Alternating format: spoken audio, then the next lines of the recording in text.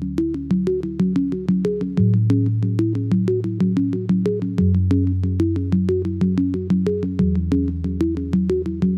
number one way that consumers protect their privacy today is by deleting cookies, which really doesn't do the trick, and it actually breaks things when you try to log back into a site. Hello, everyone, and welcome to Caveat, the CyberWire's Law and Policy podcast. This is episode 42 for August 19th, 2020. I'm Dave Bittner, and joining me is my co-host, Ben Yellen from the University of Maryland Center for Health and Homeland Security. Hello, Ben. Hello, Dave. On this week's show, I've got a new project from the EFF that hunts stingrays. Ben describes a lawsuit accusing Zoom of misrepresenting their encryption. And later in the show, my conversation with Randy Price and Chris Pedigo from Digital Content Next. They're a trade association for digital publishers. We're going to be discussing the challenges of aligning the data that websites and apps collect with what consumers expect. While this show covers legal topics and Ben is a lawyer, the views expressed do not constitute legal advice. For official legal advice on any of the topics we cover, please contact your attorney. And now a few words from our sponsors at KnowBe4. You know, compliance isn't the same thing as security, right?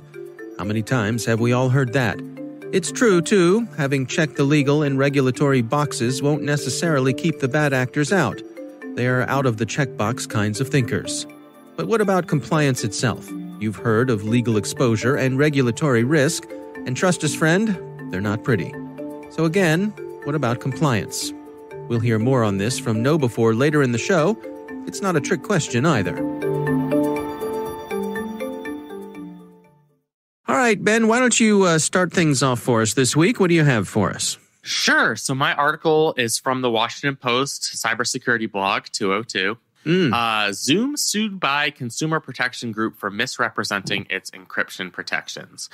So our favorite pandemic-based application is in a little bit of legal trouble. They're not in financial trouble.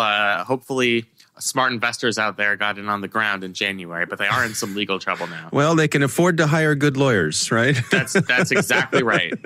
Their stock has certainly risen over the past several months. And I think they're going to need some good lawyers. This is a lawsuit that was brought in the Superior Court in the District of Columbia, so the equivalent of what a state court would be. And it is a claim under the District of Columbia's Consumer Protection Act, basically saying that Zoom was engaging in fraudulent trade practices. Business practices. The allegation is that Zoom was misrepresenting its encryption capabilities. They had long branded themselves as having end-to-end encryption. They put it on a bunch of their reports, publications. It was advertised on their website. You know, it was a feature of their service that they publicized. Turns out, as probably many of our listeners know, that they did not have end-to-end encryption. That was just a misrepresentation. They used a lesser form of encryption. They used TLS, which meant that Zoom itself could potentially have access to a Zoom conversation. And because, you know, the end-to-end encryption wasn't in place, it left conversations vulnerable to bad actors, hackers potentially. So the allegation here is that Zoom misrepresented their end-to-end encryption capabilities. And because consumers in the District of Columbia, where this lawsuit has been initiated, were falsely relying on that end-to-end encryption guarantee, Zoom was basically defrauding its consumers. So a couple of noteworthy things about this lawsuit.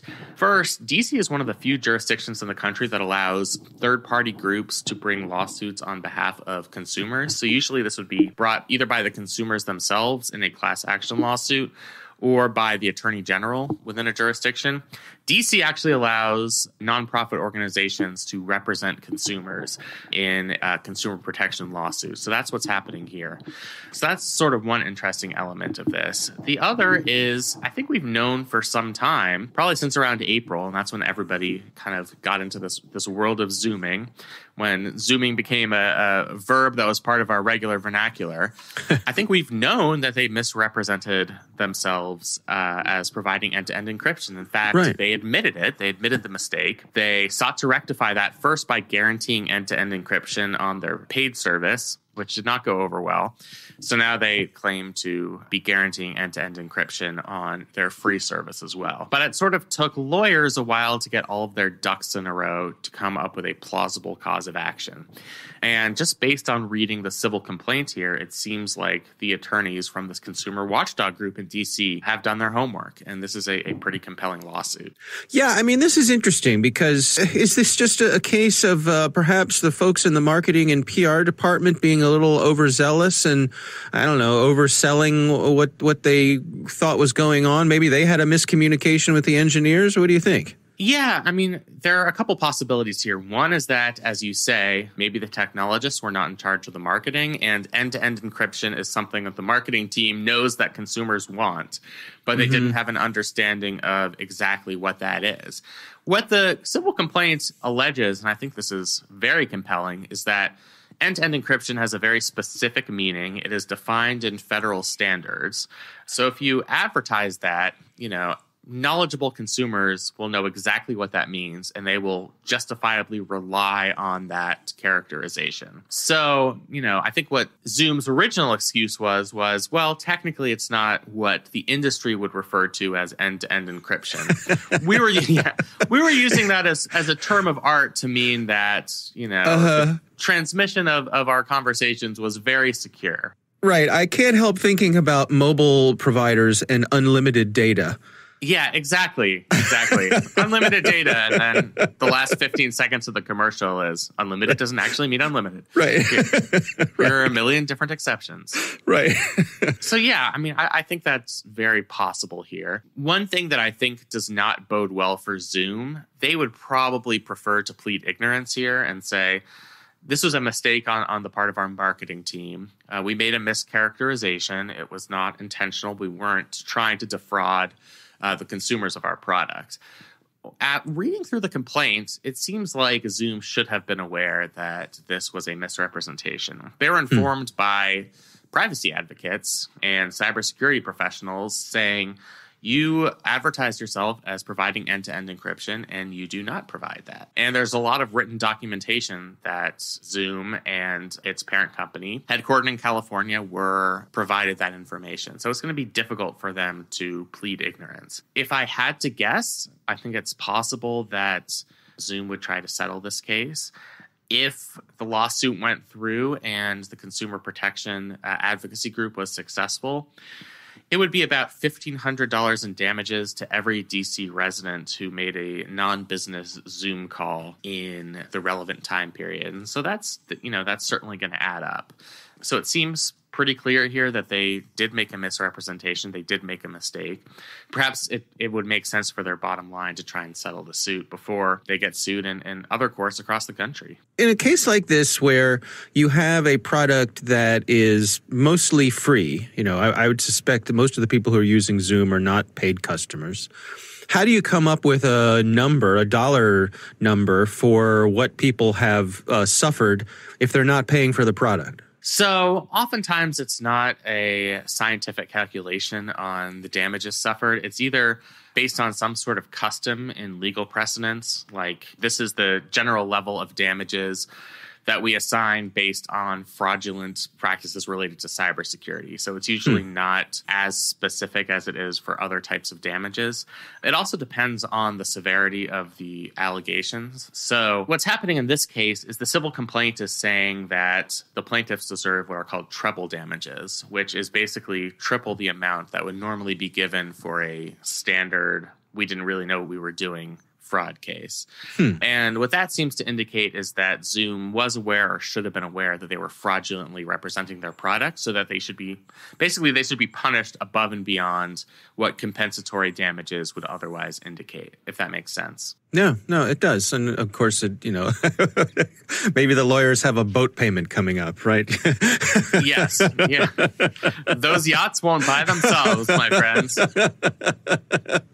I hate to be cynical, but it's just so easy you can always be cynical to lawyers. I will say Zoom obviously has the capability to hire the best lawyers in the business, considering how well they've done as opposed to the rest of us in this country during the pandemic. Right. But I also think that the consumer advocacy group in Washington, D.C. is going to have very good legal representation as well. Because this is a relatively stringent consumer protection law in the District of Columbia, there's a long history of D.C. cases related to fraudulent trade practices. So there are a lot of experienced attorneys there. So it's going to be really interesting to see how this case proceeds going forward. It was just filed yesterday. So I think it should be some time before we actually have any resolution here. All right. Well, yeah, interesting indeed. One to keep an eye on. My story this week is from Zach Whitaker over at TechCrunch, and he writes, a new technique can detect newer 4G Stingray cell phone snooping. Now, Ben, listeners of this show know that you and I love our Stingrays. Love our Stingrays.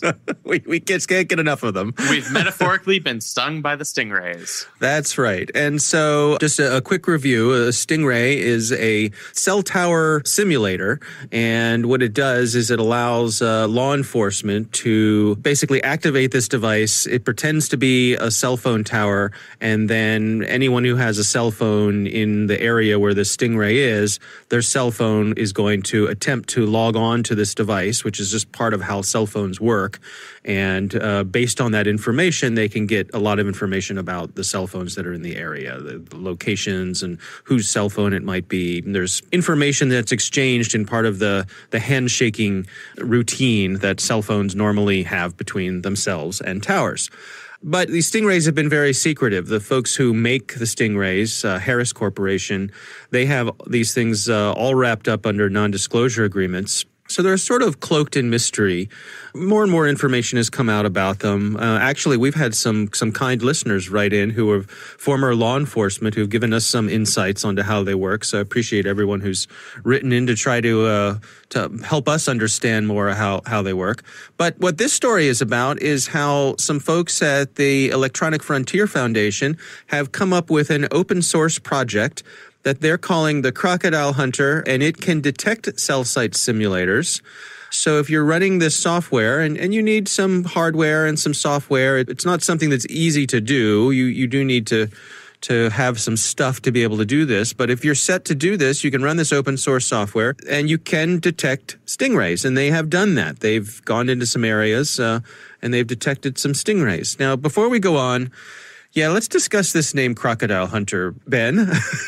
So, we have to talk about this name. I was a big fan of the Crocodile Hunter. It's been 14 years now. So, maybe a little bit too soon to be confronting this tragedy. But, The backstory is Steve Irwin was killed by a stingray. He was doing the things that he does. He was in all sorts of adventures with wild animals. Yeah, dangerously confronting wild animals in their own habitats. Right. Yeah. And he died because a stingray's barb hit him in the heart, and he died from that. So why would you? It strikes me as being a little tasteless, maybe slightly tasteless, but also I don't get it. Why would you name the software that is trying to detect and ultimately defeat stingray technology after a person who was defeated by those very stingrays? It just seems like, wouldn't you want, like, if you were the stingray trying to defeat the crocodile, then maybe you'd name your enemy the Crocodile Hunter, if that makes sense. Right. It just seems like this is the reverse of what should be named here. Yeah. Well, nobody asked us. It's a clever name. I just don't know that it really works. And it's certainly the first thing that caught my eye about this. We love our friends at the Electronic Frontier Foundation. Yeah. But I feel like they're kind of setting themselves up for failure here. And also just having affection for Steve Irwin and how much entertainment he provided. It just, I don't know. It just feels a little funny, a little icky. I'm still not over it, Dave. He was so good. He was so good. He was. But, and I apologize to our listeners for that digression there. It is a very interesting open source technology, open source software. As you said, it's not like a layperson could get their hands on this and detect Stingrays. You'd have to have some level of sophistication. You'd have to have a certain type of hardware and software to actually make this work. So it's not something that's widely available, but I think it could shed light on the prevalence of Stingray devices, particularly within given geographical areas. As you've said, Stingray policies are extremely secretive. They're protected by these non-disclosure agreements. Law enforcement obviously does not want to divulge their investigatory methods, so they're very cagey about whether they use Stingray technology. It's very difficult to litigate these cases. There have been some successful lawsuits against the use of Stingray technology, including one in the state of Maryland, but it's very difficult to litigate just because information is so scarce. So what you could get from something like this is perhaps some sort of dashboard that shows the prevalence of Stingray devices in a particular area. Even if, not many of us could actually have this crocodile hunter on our own personal devices, we might have information on how often it's being used, which police departments across the country are using it most prevalently, whether there are any sort of biases in the use of these Stingrays, whether they're in neighborhoods that are full of minorities, et cetera, people who have faced historical discrimination. So I think that could be particularly illuminating, and why I think this is a worthy project from the Electronic Frontier Foundation. Yeah, maybe lift that veil of secrecy that Stingrays have enjoyed so much. Yeah, absolutely. And that's sort of what the Electronic Frontier Foundation does in general, is to sort of unmask surveillance techniques that fly under the radar. And because surveillance is so secretive, as opposed to other law enforcement tactics, the technology moves so quickly that it just takes a while for the activist community to realize exactly what new gizmos law enforcement is using on a daily basis. So to just get access to that information, I think could be particularly valuable to the general public. Yeah. And, I think the way to get this into the public consciousness is to make use of this, to develop some sort of report that says, look at the prevalence of this technology. Look how frequently it's being used in these particular neighborhoods. Is this a technology you want to entrust to your local law enforcement division, especially given newfound skepticism towards certain law enforcement officials in this country? So I think that could definitely be valuable. I still scratch my head and wonder how the FCC ever allowed these things to operate. Just the whole notion of everything that they do just seems to run counter to what you want to do when you're trying to run a communications network in a nation. But I guess I don't know. That's why I'm not on the board of the FCC, right? Well, we should get you on the board of the FCC, first of all. Let's start a campaign. Yeah, that would go well. Dave for FCC. Right. I'm just the guy they want. Agencies are very deferential to law enforcement, especially when you get high-profile cases that say, we were after a serial rapist or serial murderer, and the only way we were able to catch them was tricking their cell phone into revealing, identifying information. So it's hard to go against the wishes of law enforcement. That's kind of why these surveillance technologies subsist. Yeah. It's hard to argue against it when you have these high-profile cases where you catch the bad guys. Yeah. All right. Well, we'll have a link to the story. Again, that's Zach Whitaker over on TechCrunch. Interesting stuff for sure. We would love to hear from you. If you have a question for us, we have a call-in number. It's 410-618-3720. That's 410-618-3720. You can also email us. It's caveat@thecyberwire.com. And now back to that question we asked earlier about compliance. Compliance isn't security, but complying does bring a security all its own. Consider this. We've all heard of GDPR, whether we're in Europe or not. We all know HIPAA, especially if we're involved in healthcare. Federal contractors know about FedRAMP. And what are they up to in California with the Consumer Privacy Act? You may not be interested in Sacramento, but Sacramento is interested in you. It's a lot to keep track of, no matter how small or how large your organization is. And if you run afoul of the wrong requirement, well, it's not pretty. Regulatory risk can be like being gobbled to pieces by wolves or nibbled to death by ducks. Neither is a good way to go. KnowBe4's KCM platform has a compliance module that addresses, in a nicely automated way, the many requirements every organization has to address. And KCM enables you to do it at half the cost in half the time. So don't throw yourselves to the wolves and don't be nibbled to death by ducks. Check out KnowBe4's KCM platform. Go to kb4.com/KCM and check it out. That's kb4.com/KCM. And we thank KnowBe4 for sponsoring our show.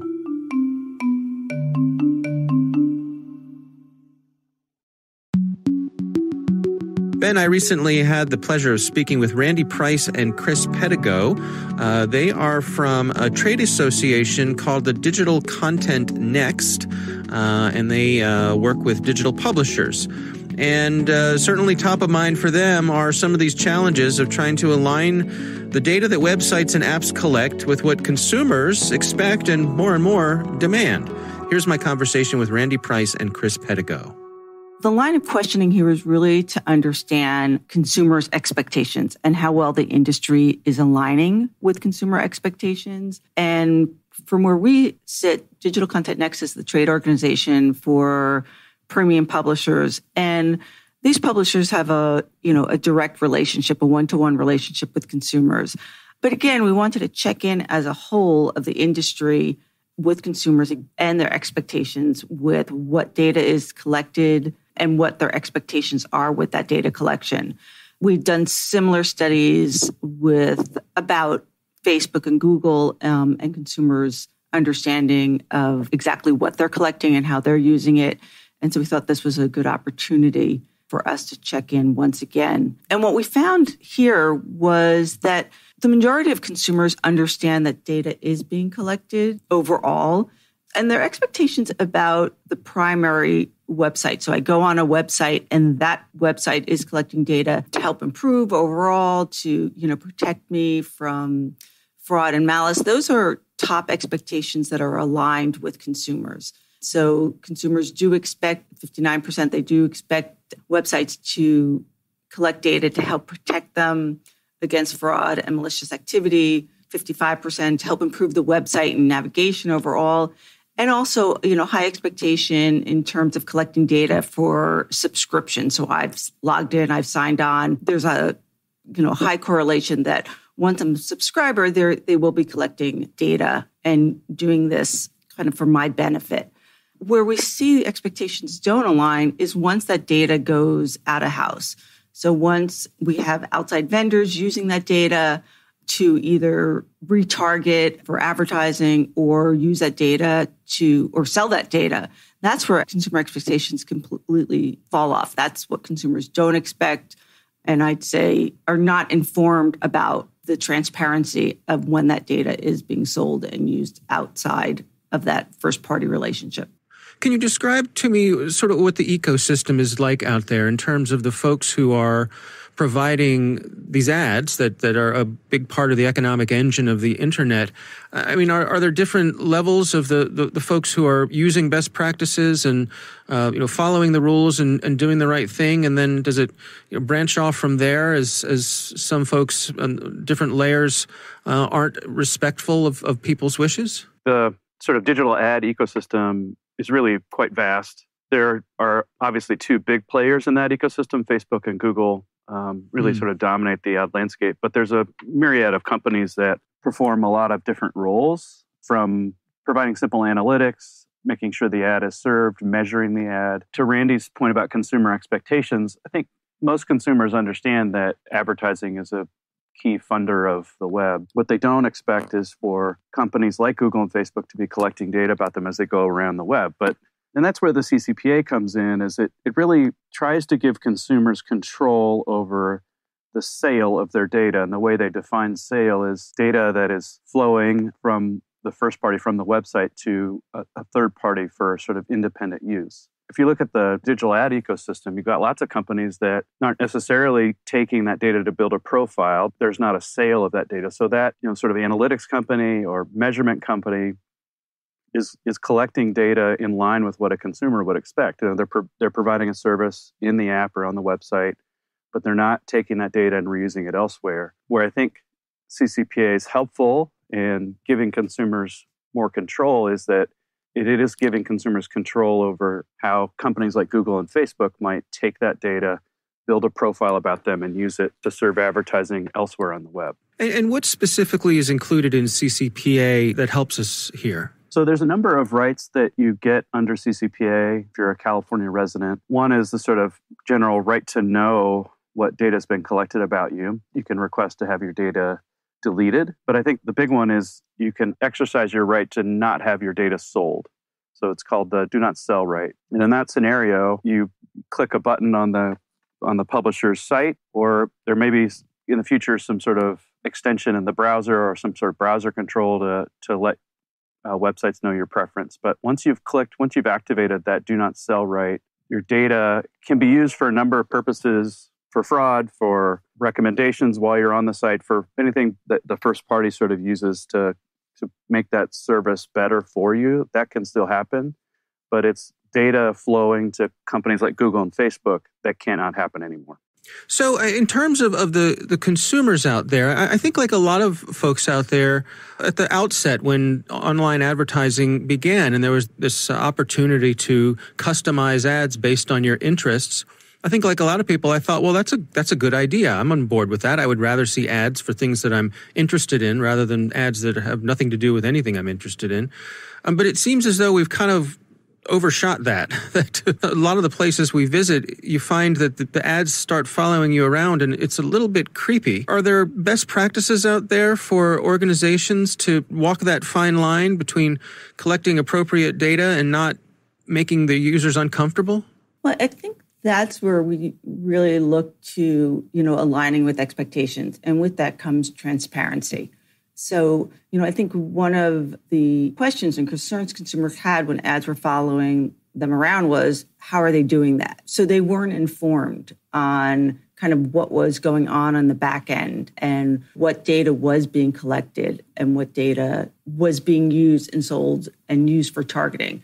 So, one of the things we discuss is that idea of transparency and informing consumers about what is actually happening on the back end, of course, in consumer language. Now, when we looked at the things that consumers were doing, for those that were aware that they could opt out, when we did this study, only half of the consumers even knew they had an option to opt out of data. So again, that's something that needs to be discussed and needs to be talked about in layman terms with consumers, that there is this option.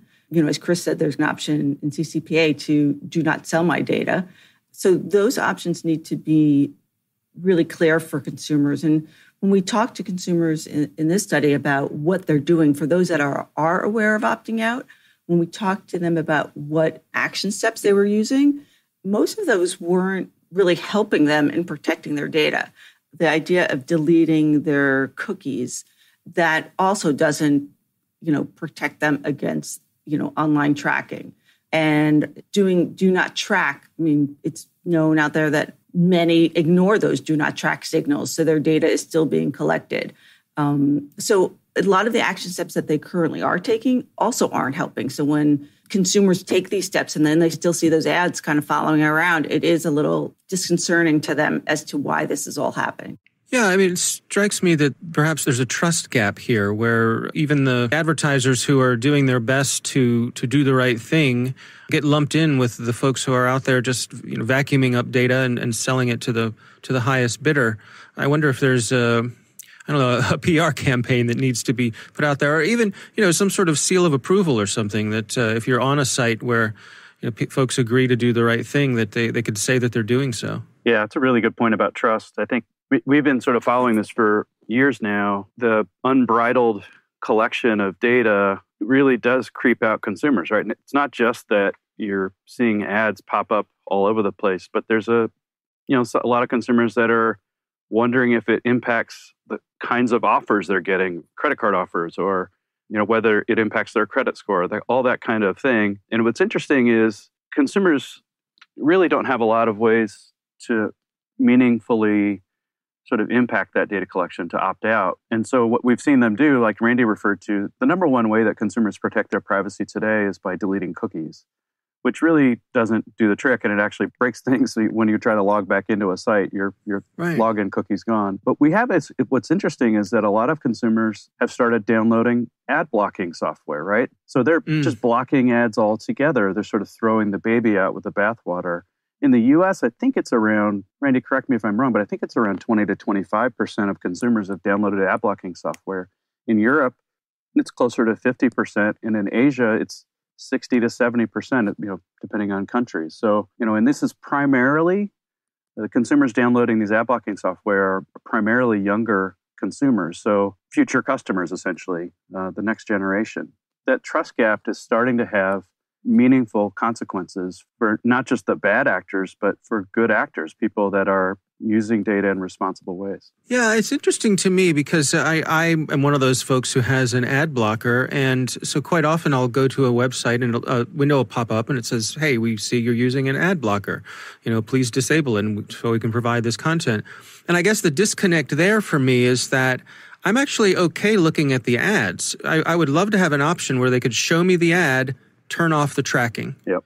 Right. But we don't have that fine control. We have a hammer, it's either on or off. Right. And I find that to be kind of frustrating because I would like to support these sites by viewing the ads. Yep. But again, that's where CCPA comes in is if you activate your do not sell right, publisher can still show you ads. It's just data about you can't flow to third parties for, building profiles and all that stuff that would creep you out. Is the value of the data that they're selling when they collect it and then sell it to third parties, does it have so much value that it's hard to resist, that extra little bit of income is alluring? I think about it more in the sense that a single publisher doesn't really have leverage in the marketplace to say to all the third parties out there, particularly the big ones like Google and Facebook, that we're not going to share this data about the consumer. Really, the ad marketplace today is so heavily dependent upon data that if a single publisher were to pull back and say, no, we're not going to make that data available, their ads just wouldn't sell. Or they certainly wouldn't sell at the rate they are today. And it's no secret that, the media business isn't swimming with cash right now. So right. A single publisher really has no leverage with a company like Google or Facebook. And you see that time and time again. So in some ways, the CCPA could be helpful in sort of resetting the marketplace and driving up the value of, simple contextual advertising. Where do you suppose we're headed with this? So if you can imagine a state of equilibrium between, the advertisers and the consumers, where do we end up in an ideal situation? Well, I think, Randy's piece here is really important, talking about consumer expectations. And I think even brands, advertising brands, want to be in line with what consumers expect. They want to be making consumers happy, right? Happy consumers are more likely to buy their products.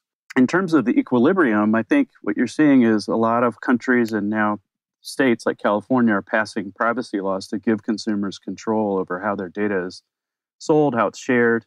Europe, a couple of years ago passed the General Data Protection Regulation. GDPR and it's still sort of in its early days in terms of being enforced, but it does give consumers, it tries to sort of walk back the mass data sharing and give consumers control. CCPA is similar along those lines. It's trying to give consumers control to where they can manage how their data is flowing around the web. What's interesting with CCPA is that it really is supposed to only apply to California residents, but you've got a number of companies that are applying it nationwide. Now, the coronavirus has impacted the agenda and timing of a lot of state legislatures around the country, but I expect as they continue to meet that more and more states will pass laws similar to CCPA. And so essentially, we don't have a federal standard here in the U.S. for consumer privacy, but it does feel like the CCPA will become the de facto standard. And so that consumer control over their data, I think will become the new sort of normal for advertisers. All right, Ben, what do you think? It was really interesting. I think maybe I would have guessed this, but consumers do have a superficial understanding of where and how their data gets collected on the internet and on various websites. It's sort of the level you would expect your mom and dad to have. If you go to a website and you give them your email address, I think we all would have an expectation that they're collecting that information and using it. But what I think most of us do not intuit is that it's being used by third-party providers, and to the extent to which that's happening. So there is this mismatch in consumer expectations and what's actually happening with consumer data as it traverses these third-party data collection companies. And, I think that puts the onus, as your interviewee said, on policymakers. What the CCPA has tried to do is try and line up consumer expectations with what's actually happening. And the first step is just giving consumers two things: the opportunity to opt out and the opportunity to have notice of where their data is going. So I do think this is a policy problem. But the study is very worthwhile. I think it confirms what I would have suspected, but it's just interesting to see it backed up by data. Yeah.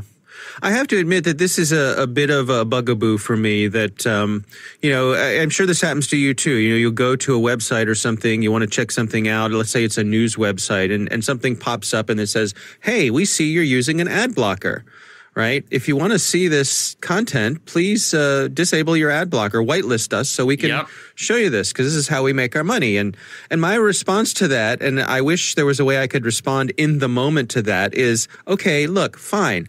It's not the ad I have a problem with. Right. Right? It's the 50 trackers that you have installed. That's what I have a problem with. So let's make a deal here. You show me the ad, but turn off the trackers. If you do that, I'm fine looking at the ad. I'll see your stupid ads. Absolutely.